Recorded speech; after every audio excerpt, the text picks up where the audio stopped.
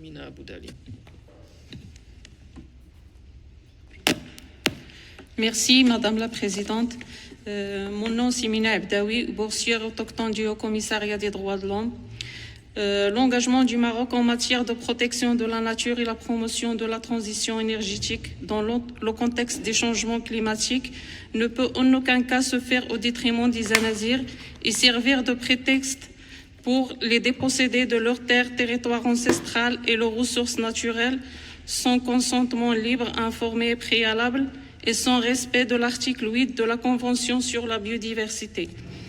Autre engagement non honoré à souligner concerne la non-application de la mise en place de l'officialisation constitutionnelle de la langue amazigh. 15 ans après la Constitution de 2011, l'enseignement de Tamazight n'est ni généralisé ni effectif, que ce soit sur l'ensemble du territoire national ou les différents cycles. Cette pseudo-officialisation de la langue amazigh a généré une situation de précarité que vivent depuis 4 ans les agents d'accueil en langue amazigh qui remplissent un rôle essentiel pour faciliter l'accès des citoyens dans les administrations publiques, mais eux dépendent des secteurs privés. Sur ce, nous recommandons à l'État marocain de respecter pleinement ses engagements internationaux conformément au préambule de la Constitution de 2011, notamment en assurant la mise en œuvre effective de l'article 8J de la Convention sur la biodiversité, la diversité biologique.